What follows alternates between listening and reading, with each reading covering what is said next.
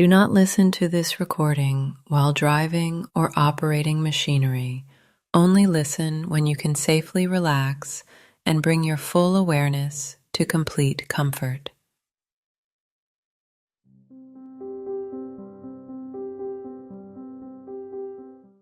Hello everyone, welcome to our channel Healing Sleep Stories, where you can listen to the sound of my voice.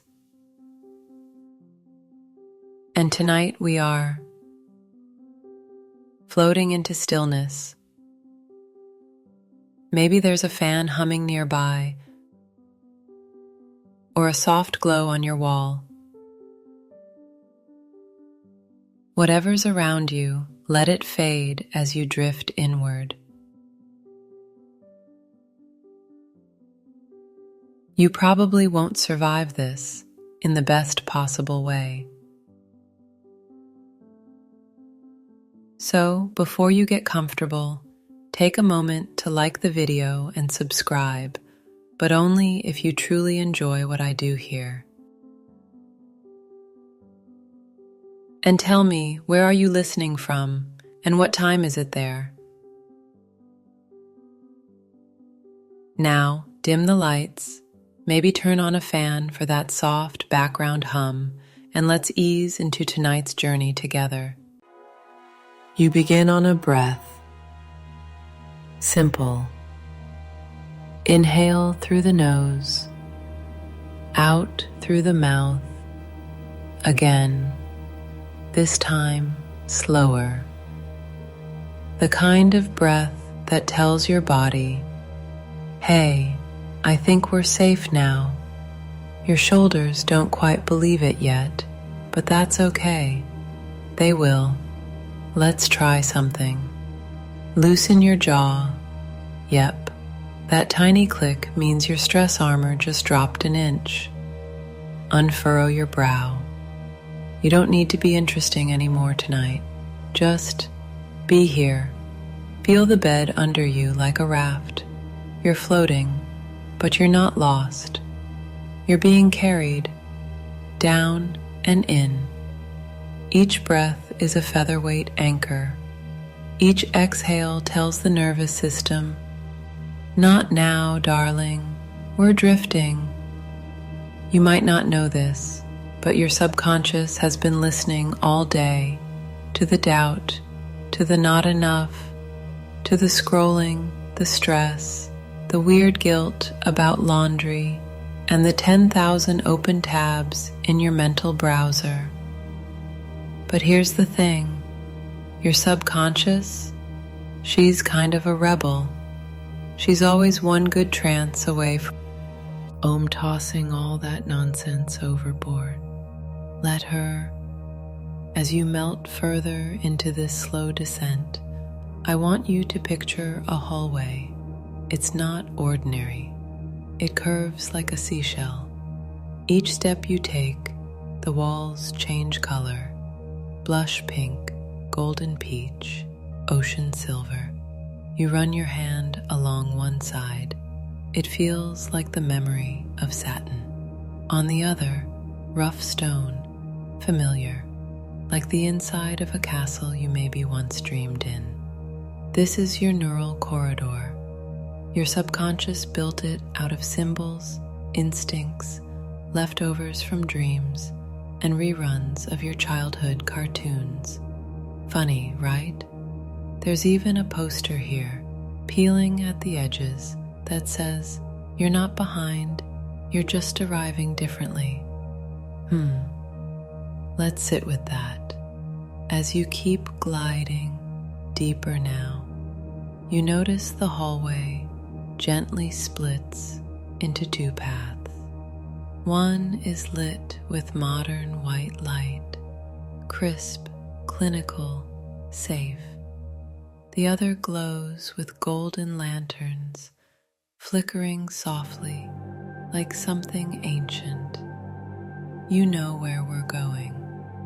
That golden lit path opens into a wide tea garden, moonlit, fragrant, unreal in its calm.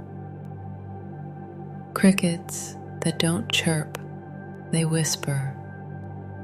Trees that don't sway, they listen. And just to your left, a pond, shallow, clear. But instead of reflecting the sky, it shows a future. Not just any future, yours, but only the version where you believed in yourself. You lean closer, you see someone standing in that reflection. They move like you, but lighter. They smile faster. Their breath doesn't catch when people ask, "So, what do you do?" Their hands don't twitch with what-if thoughts. They've learned to trust the pause. And in that moment, you realize that person is already alive inside you. They're not waiting. They're practicing. Every night you sleep. Every time you rest. Every time you dare to say, "I think I want more." And yes, I hear the skeptical voice whispering, "This is just a dream." Of course it is. So was electricity once. So was crossing oceans. So was love. Thomas Edison reportedly said he discovered the light bulb after over 1,000 times. 2 failures. People mocked him. Even historians argued later whether it was really his invention or a team effort. But here's what they don't argue. He kept showing up. That same spark, it's already flickering in you. Maybe it's a whisper, maybe a stubborn hunch, but it's real. You walk further into this dream garden. Each step feels like letting go of a suitcase you didn't realize you were carrying. A should, a too late, a they'll laugh at me. You don't need those here. You can drop them on the path like old luggage and watch them grow moss. Ahead, you notice something odd. A tree with fruit made of little clocks, each one ticking at a different tempo, some fast, some slow, some silent. It's quirky, but you know exactly what it means. Time doesn't care about your schedule. It only cares about your readiness. One clock, the tiniest, starts glowing. You reach up, pluck it, and feel the moment soften. This is your moment. No more right time, just your time. As you breathe in again, the scent in, the air shifts. Lavender maybe, or warm cinnamon, or your grandmother's garden after rain. And with that scent comes a memory, a moment in your past when you almost took a chance. You didn't, and that's okay, but tonight, you do. You walk to the center of the garden. There's a bench there, a single book resting on it. The cover says, "The life I didn't know I was allowed to want." It opens to a page midway, and instead of words, it shows images. You, laughing. You, crying with joy. You, holding someone's hand after a day you thought would break you. You, standing on a stage, or a mountaintop, or a quiet porch, with a dog in your lap and the sunset clapping for you. You close the book gently and say, "Okay, I'm ready." In the far distance, a bell rings once, and the garden fades, not in fear, not in loss, but in trust, because it knows you'll be back, and when you are, it will show you more. The bell's hum echoes long after the garden vanishes. You're not startled. You're not even confused. Just floating, as if the space around you were made of warm thought instead of air. You've slipped deeper into the trance, that velvety middle layer between awareness and dream, the part of your mind that doesn't need a why anymore, just a direction. And tonight, that direction is forward. You land, not with a thud, but like a feather onto grass. It's night here too, but a different kind of night, not the peaceful, dewy moonlight of the garden. This place crackles, smells like history and wood smoke. You're in a village, or is it a marketplace? Or a memory dressed up like both? Lanterns swing lazily in the breeze, each one casting shapes that flicker between the present and the impossible. You pass a cobbler's shop where the shoes stitch themselves, a pottery stand where cups hum as they're formed, and a tiny stand with a crooked sign that reads, "Memory of the Future. All models welcome." You raise an eyebrow, or at least in this dreamscape, the idea of an eyebrow, and walk in. Inside, shelves upon shelves of items wrapped in linen and ribbon, each labeled version 4.1, 4.2, 5.0. There's even one tagged, "You, before you stopped dancing in the kitchen." You unwrap one. It's small, a compass, but the needle doesn't point north. It points toward whatever you're meant to become.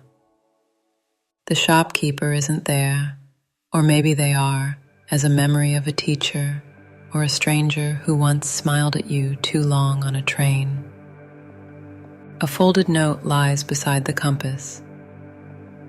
When lost, follow wonder. You pocket it.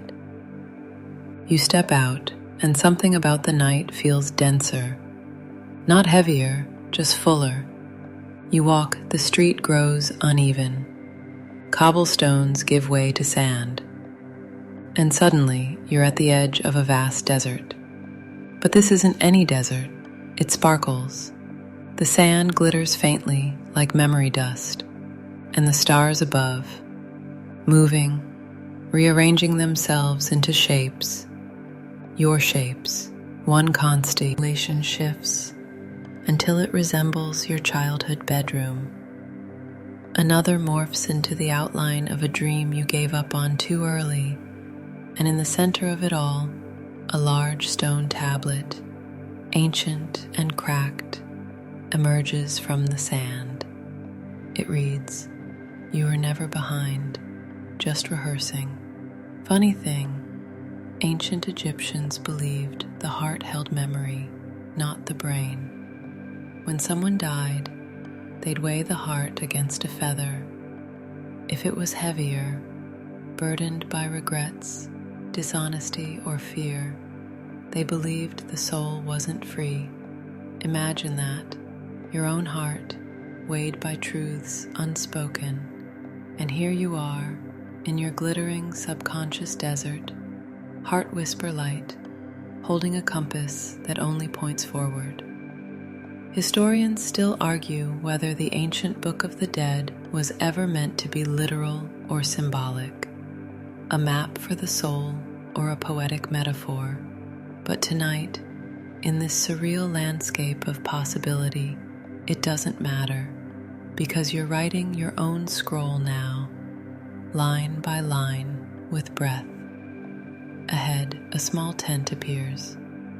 Tease fabric shimmers like starlight woven with silk. You step inside. It's empty at first glance. But then a breeze brushes through, and in the ripple of cloth and time, a shape appears. Seated, calm, back turned. You know them, not in name, not in body, but in essence. This is the version of you who said yes. Yes to rest. Yes to risk. Yes to alignment. They turn, smile, nod like they've been expecting you. Did you get the compass? They ask, without moving their lips. You nod. The compass warms in your palm.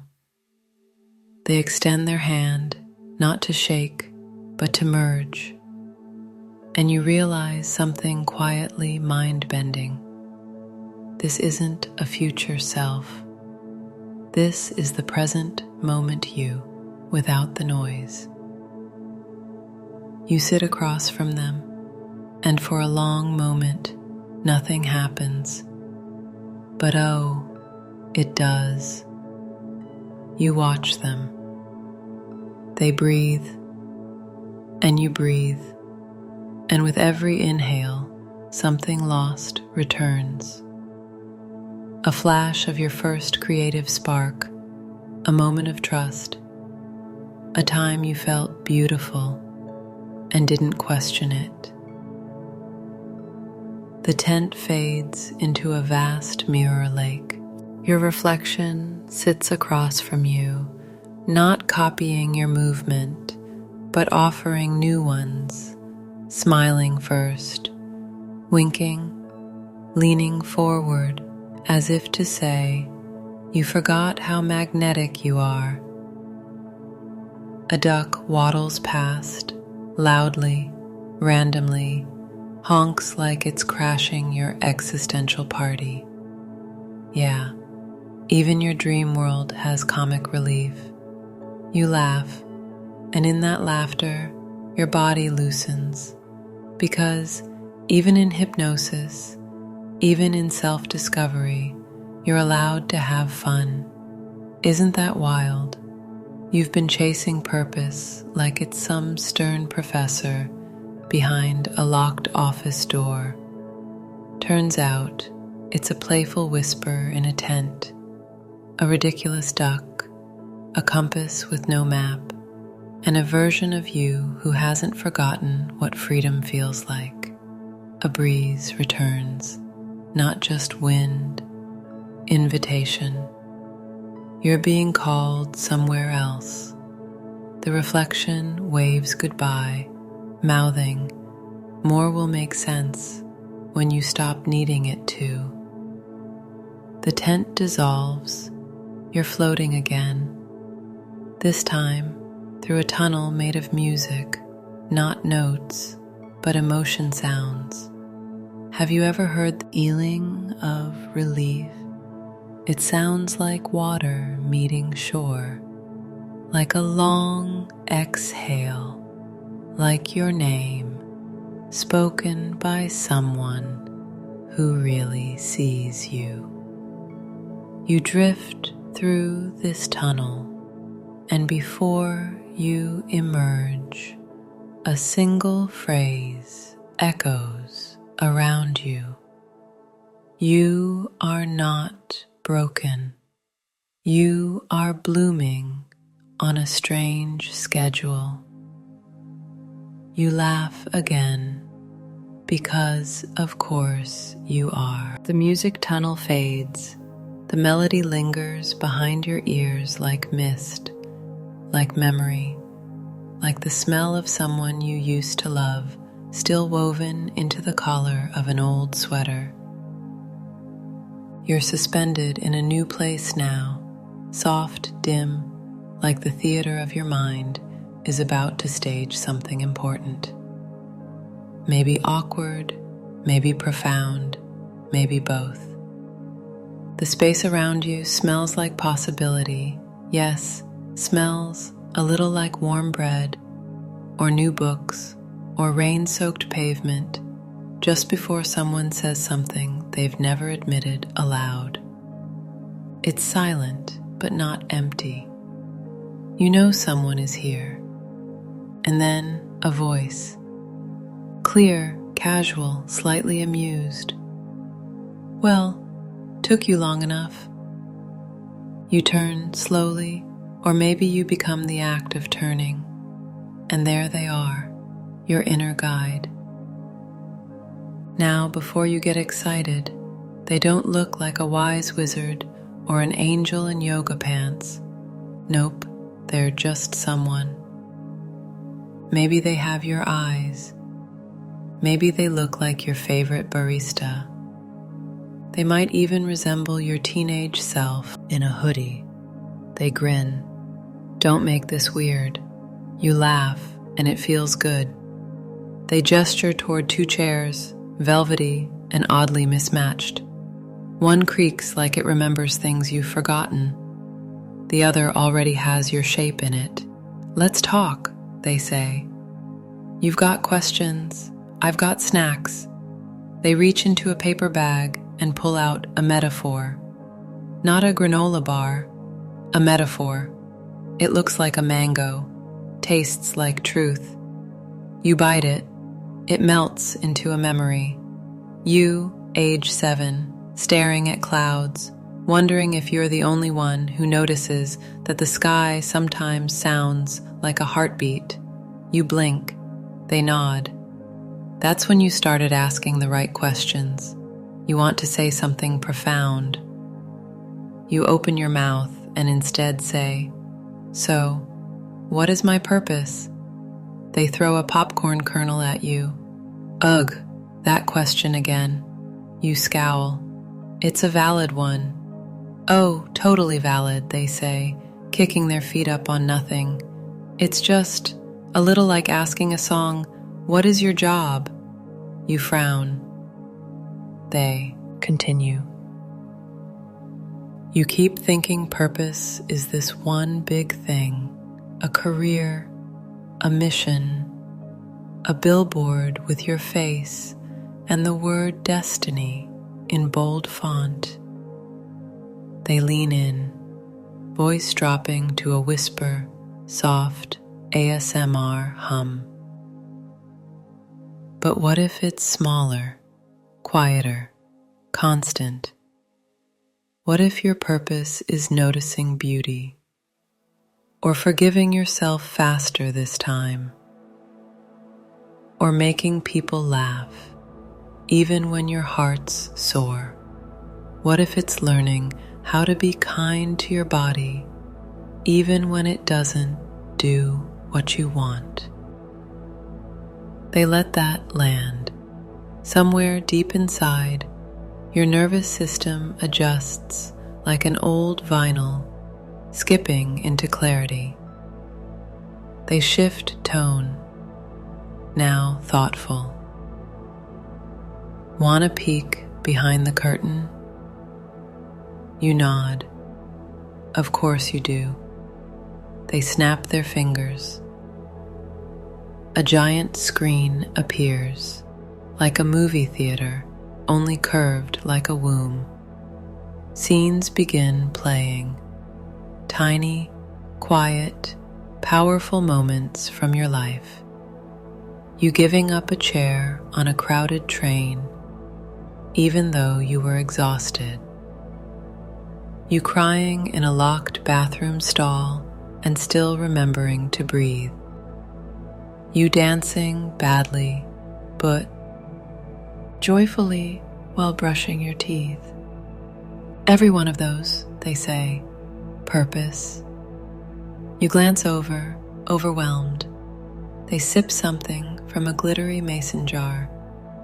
Historians still argue whether Cleopatra died by snakebite or political plot, they say casually. But the more interesting question Did she ever get to laugh when no one was watching? You blink. They shrug. Purpose isn't always dramatic. Sometimes it's intimate. A hush falls again. You realize this guide isn't here to give you answers. They're here to remind you that you already know. That purpose is a verb, not a label. That fulfillment is a sequence of moments saying yes to yourself, even when the world says no. They lean forward, more serious now. You keep asking who you're supposed to be. Try asking, what am I allowed to enjoy? And then, what would I love even if no one ever saw me do it? They hand you something. It's a mirror, but not for your face. It reflects your potential, flickers with images, not grand victories, just one of you have friend 200-23. The aligned ones, you teaching someone gently, you making mistakes and recovering without shame. You resting without guilt, you laugh out loud.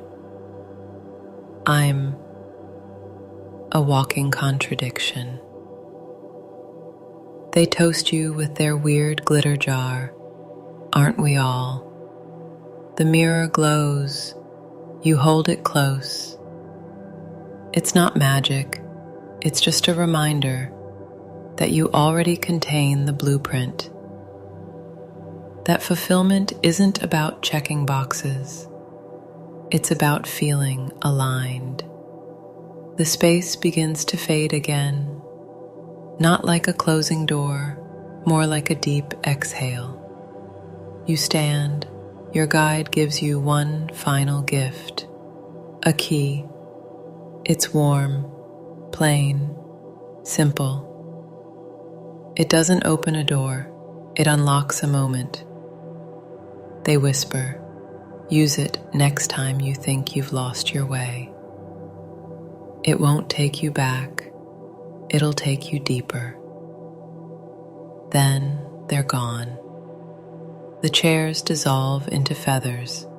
You're floating again, and in your hand, the mirror, the key, and a tiny mango seed you didn't even realize you'd kept.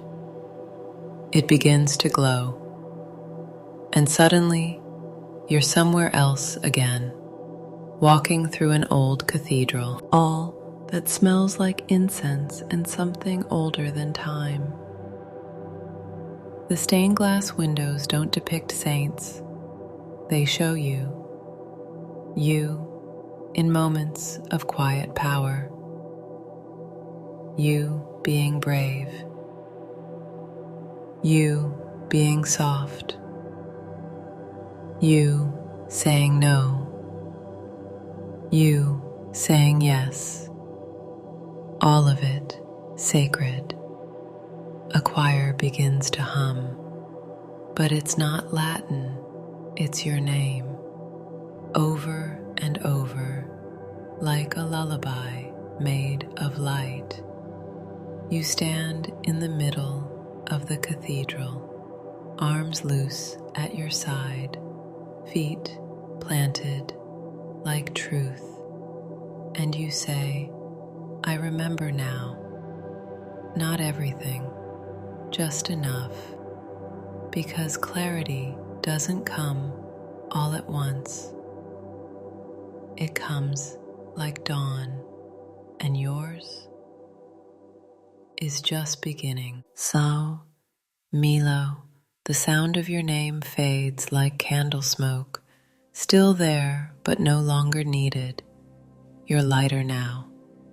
The cathedral dissolves behind you like fog lifting off a morning lake. Now, you're somewhere altogether new. A studio, or a blueprint room, or maybe a dream taking shape mid-thought. It smells like wood shavings and citrus oil, the kind of place where things are built, not just imagined. Your feet settle on smooth stone tiles. Above you, beams arch across the ceiling, some carved with stars, others unfinished, waiting for you. A voice, your own but steadier, whispers, "This is the architecture of becoming." And just like that, the walls begin to rearrange. You aren't in a room, you're in you, in the scaffolding of your becoming. Every column a belief, every beam a habit, every window a hope you forgot to name out loud. In the center of the space is a massive table, part drafting board, part altar, and on it, a map. But not of countries, it's a map of choices you haven't made yet. Some glowing faintly, others crossed out. Some blinking like, "Choose me just once." You move closer. You notice a section labeled, "The dream you shelved." You trace it with your finger, and the space shifts. Now you're in a childhood bedroom, not yours exactly, but familiar. Posters on the wall, string lights. A notebook cracked open to a page that simply says, "One day I'll make something that matters." You turn around, a figure stands there. It's you again, younger, hopeful, wearing mismatched socks and a ridiculous amount of ambition. They hold out a hammer, but it's light, not for smashing, for building. You take it, suddenly you're back in the studio space. Only now there's motion, gears, pulleys, ideas turning into action. You begin placing bricks, one for every moment you said, "Not yet," but kept dreaming. One for every night you cried and still woke up hopeful. One for every mistake you made, then made into a stepping stone. Funny thing, medieval stonemasons often carved tiny animals or lit jokes into cathedral walls where no one would ever see them. A dancing pig, a frog with a crown. Historians still debate whether it was rebellion or playfulness, or both. You add your own, a squirrel in sunglasses, lounging on a stack of to-do lists, because even your legacy deserves laughter. A skylight opens above you, and through it pours sunlight and something else. Perspective. You look down again. Your blueprint is clearer now. You've always believed success had to look a certain way. A title, a paycheck, applause. But maybe it's softer. Maybe it's alignment. Peace when you brush your teeth. Joy when no one's watching. You begin to write new measurements along the edges of your plan. Ease, hustle. Truth, impressing. Try, perfect. And suddenly, a door appears, not a dramatic glowing portal, just a door, simple wood, old brass knob, slightly ajar. You step through. Now you're walking a spiral staircase, each step etched with a word: faith, action, rest, repeat. You pass windows that look in other lives you could have lived. Versions where you settled, versions where you kept shrinking. You nod to them gently. Thank them for teaching you. But you keep climbing. At the top,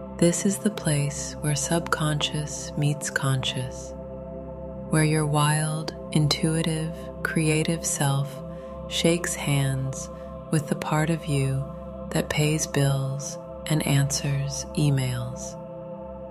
You've done the wandering, the remembering, the visioning, and now you anchor from somewhere above or maybe below. You hear the sound of ropes tightening, sails catching wind, stars aligning in their orbits. A deep voice, maybe yours, maybe the universe's, whispers, "Let's make it real now." You kneel down and begin to place pieces of your dream into the circle.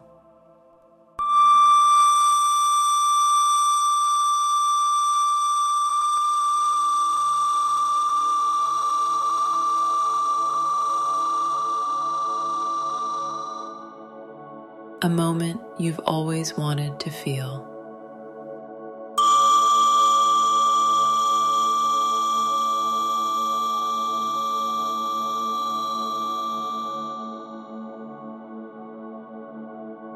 A word you wish described you.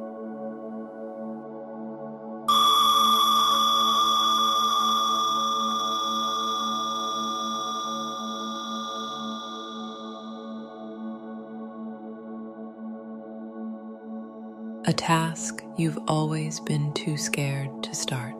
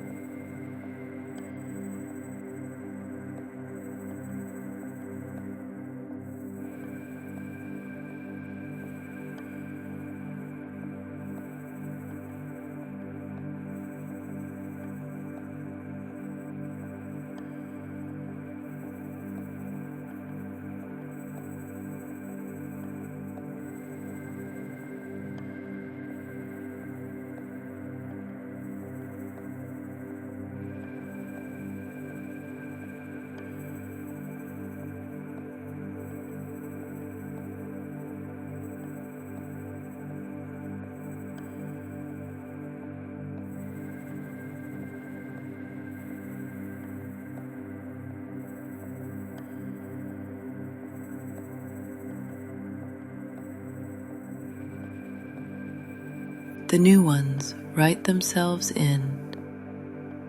I am safe to try. I can change my mind. It's okay if it takes time.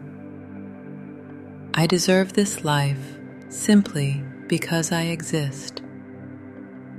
You smile. A soft breeze rolls through, carrying not just air, but reality. It tastes like fresh paper and second chances. A clipboard appears, not for a to-do list, but a to-feel list. You read the first few entries. You sign it at the bottom, not in ink, in breath, and the paper curls inward like a leaf and lifts away, carried to wherever seeds of intention go to sprout. You walk slowly now, out of the circle of light, not because it fades, but because it comes with you, inside you, around you, part of your walk now. You realize you don't have to chase alignment. You just have to stop resisting it. The cathedral, the desert, the studio, the compass, the garden pond, all still with you. Not as dreams, as tools. You return to a quiet hallway. Remember that one from earlier? Curved like a seashell. Only now, the walls glow with the choices you've made. Even the hard ones, even the messy ones. You run your hand along the stone again, but now it feels like confidence. A voice, your voice, says, "We can begin now," and you know what it means. Not perfection, not instant magic, but beginning. Honest, present, real. You lie back, not in a bed, not exactly. In rest, your body so grateful, your breath like a lullaby. You feel it all sinking in. The purpose, the fulfillment, the permission to succeed your way. No one else's path, no one else's blueprint, just yours. You might wake up tomorrow with the same job, same house, same dishes in the sink, but you will not be the same. Because something shifted, something remembered, something anchored, and that changes everything. And now, my dear friend, as the story pauses but your journey continues, let your body soften just a little more. Let the air around you feel heavier in a good way, like a warm quilt of stardust, tucking you in beneath the hush of your own becoming. There is nothing more to figure out tonight. No more pages to turn. You've done the work. You've planted the seed. You've met the versions of yourself who have been waiting patiently behind the noise. They are still with you, watching over you like friendly shadows. So breathe, long and low. Exhale as if you're letting go of an entire decade of self-doubt. Because you are. Tonight, your dreams may feel a little different, more vivid, more certain, because your subconscious now knows you are choosing a life that feels like home. You've begun aligning with your truth, and you don't have to rush it. You don't have to get it all right. You just have to keep breathing. Let the rhythm of your breath carry you down and deeper to the complete center of your own wisdom, where the world is simple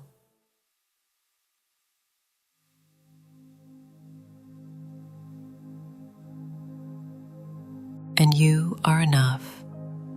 Feel the weight of your limbs, the softness of your face,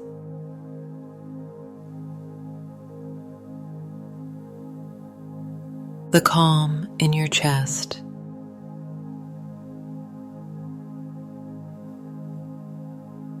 You are not behind, you are not broken, you are not too late, you are beginning.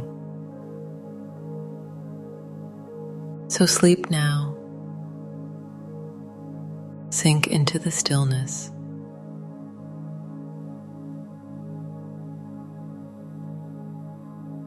And when you wake knowing something beautiful is already unfolding.